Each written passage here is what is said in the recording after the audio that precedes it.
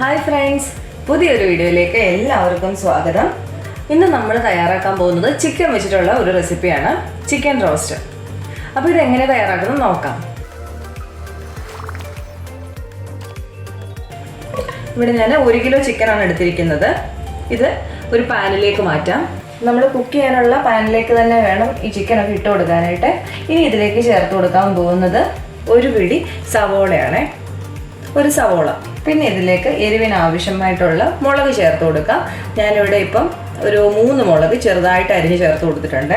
ഒരു തണ്ട് കറിവേപ്പില ചേർത്ത് കൊടുക്കാം.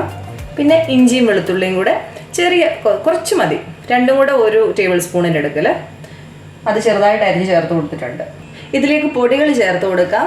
1/2 ടീസ്പൂൺ മഞ്ഞൾപ്പൊടി, 1/2 table spoon garam masala, 1/4 table spoon കുരുമുളക് പൊടിച്ചത്, ഇത്രയും ചേർത്ത് കൊടുത്തിട്ടുണ്ട്. ഇനി ആവശ്യത്തിനുള്ള ഉപ്പും കൂടെ ഇട്ട് കൊടുത്തിട്ട് നന്നായിട്ടൊന്ന് മിക്സ് ചെയ്തെടുക്കാം. ഇത് കൈ വെച്ചിട്ട് വേണം മിക്സ് ചെയ്തെടുക്കാനായിട്ട്. കൈ വെച്ച് നന്നായിട്ട് ഇളക്കിയെടുക്കാം. ഇതിപ്പോൾ നമ്മൾ നന്നായിട്ട് മിക്സ് ചെയ്തെടുത്തിട്ടുണ്ട്. ഇനി ഇതിലേക്ക് ഒരു 2 ടേബിൾ സ്പൂൺ വെളിച്ചെണ്ണ ഒഴിച്ചു കൊടുക്കാവേ. എന്നിട്ട് ഒന്നും കൂടെ ഒന്ന് മിക്സ് ചെയ്തെടുക്കാം.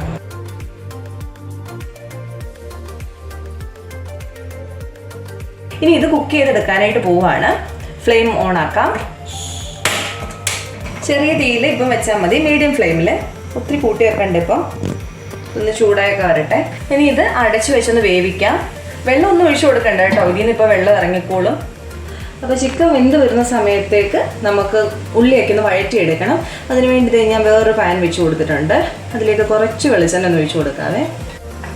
അപ്പോൾ ഇത് എണ്ണയൊന്ന് ചൂടായി വന്നിട്ടുണ്ട്. ഇതിലേക്ക് ആദ്യം ഇഞ്ചി വെളുത്തുള്ളി അരിഞ്ഞ് ചേർത്ത് കൊടുക്കാം.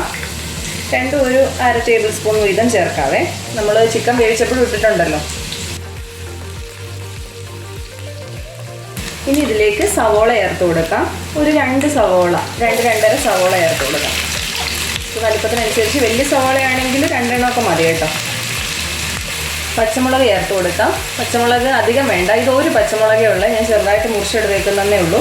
നമ്മൾ ചിക്കൻ വേവിച്ചപ്പം പച്ചമുളകും കുരുമുളകും ചേർത്തിട്ടുണ്ട്. അപ്പോൾ അത് നോക്കിയിട്ട് ഇതിൽ മുളക് ചേർത്ത് കൊടുക്കാവൂ. പിന്നെ ഒരു തണ്ട് കറിവേപ്പിലയും കൂടെ ഇട്ട് കൊടുക്കാം. പിന്നെ ഇതൊന്ന് സോഫ്റ്റാക്കി എടുക്കണം. ലേശം ഉപ്പും കൂടെ ചേർത്ത് കൊടുക്കാം. ഒരുപാട് വേണ്ട കേട്ടോ, സവോളയ്ക്ക് ആവശ്യമായിട്ടുള്ള ഉപ്പ് മാത്രം ഇട്ട് കൊടുക്കാം. ഇത് നന്നായിട്ടൊന്ന് വഴറ്റിയെടുക്കാം. അപ്പം നമ്മൾ ചിക്കൻ എന്തായെന്ന് നോക്കാം. അപ്പോൾ ചിക്കനിൽ നിന്ന് നന്നായിട്ട് വെള്ളമൊക്കെ ഇറങ്ങിയിട്ടുണ്ട്, ഇതാ ഉണ്ടോ. അപ്പോൾ ഈ വെള്ളത്തിൽ കിടന്നിട്ട് അത് നന്നായിട്ട് വെന്ത് കിട്ടും. അപ്പോൾ തീ കുറച്ച് ഒന്ന് ഇളക്കിയിട്ട് വീണ്ടും ഇതൊന്ന് അടച്ചു വെച്ച് കൊടുക്കാം. ഇതായി വരട്ടെ. ഇപ്പോൾ സവോളയൊക്കെ ആവശ്യത്തിന് വഴണ്ട് വന്നിട്ടുണ്ട്. ഇനി ഇതിലേക്ക് നമുക്ക് പൊടികളൊന്ന് ചേർത്ത് കൊടുക്കാം. ഒരു 1/4 ടീസ്പൂൺ മഞ്ഞൾപ്പൊടി, പിന്നെ വേണ്ടത് മല്ലിപ്പൊടിയാണ്. 1 ടേബിൾ സ്പൂണിൻ്റെ അടുക്കിൽ മല്ലിപ്പൊടി ചേർത്ത് കൊടുക്കണം. ഇപ്പോൾ ഇത്രയും പൊടികളെ ചേർത്ത് കൊടുക്കുന്നുള്ളൂ. ഇനി ചിക്കനും കൂടി ഇട്ട് മിക്സ് ചെയ്തതിന് ശേഷം ആവശ്യമുണ്ടെങ്കിൽ കുരുമുളക് പൊടിയും ഗരം മസാലയൊക്കെ ചേർക്കാവേ. നന്നായിട്ടൊന്ന് വഴറ്റിയെടുക്കാം. നമ്മളിതിലേക്ക് മുളക് പൊടി ചേർത്ത് കൊടുക്കത്തില്ല, പകരം കുരുമുളക് പൊടിയും പച്ചമുളകുമാണ് ചേർക്കുന്നത്. അപ്പോൾ എരിവിനനുസരിച്ച് ഇത് രണ്ടും ചേർത്തോണം. ഇപ്പോൾ ഈ പൊടിയൊക്കെ ഒന്ന് വഴണ്ട് വന്നിട്ടുണ്ട്. ഇനി ഇതിലേക്ക് ചേർത്ത് കൊടുക്കാൻ പോകുന്നത് പഴുത്ത തക്കാളിയാണ്.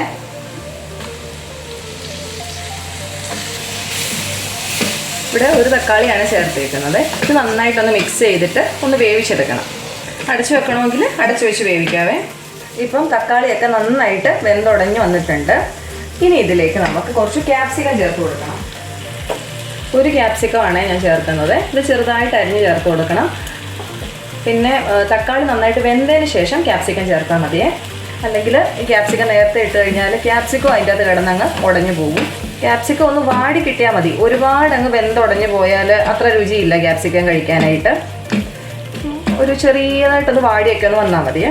അപ്പോൾ ഈ കൂട്ടത്തിൽ നമ്മളിതിലേക്ക് ഒരു ലേശം ടൊമാറ്റോ കെച്ചപ്പും കൂടെ ചേർത്ത് കൊടുക്കാനായിട്ട് പോവുകയാണേ. ഒരു ടേബിൾ സ്പൂൺ കണക്കിൽ ചേർക്കാവേ.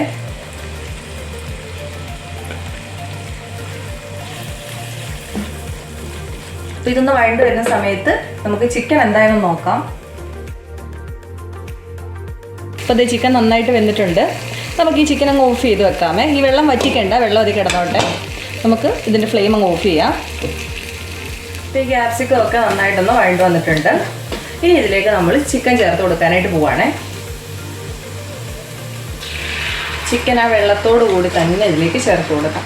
ഇനി ഇത് എല്ലാം കൂടെ ഒന്ന് നന്നായിട്ട് മിക്സ് ചെയ്തെടുക്കാം. ഈ മസാലയും ചിക്കനും എല്ലാം ഒന്ന് നന്നായിട്ട് വരണ്ട് വരുന്ന പോലെ മിക്സ് ചെയ്തെടുക്കാം.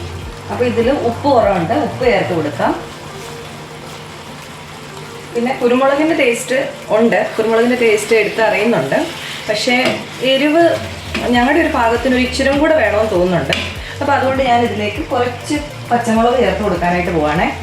ഈ സമയത്ത് ഇങ്ങനെ പച്ചമുളക് ഇട്ട് കഴിഞ്ഞാൽ നമ്മൾ കറി കൂട്ടുന്ന സമയത്ത് ഒരുപാട് അങ്ങ് വെന്ത് പോകാത്ത പച്ചമുളക് കിട്ടും കഴിക്കാനായിട്ട്. അപ്പോൾ അതും ഒരു പ്രത്യേക ടേസ്റ്റാണ്.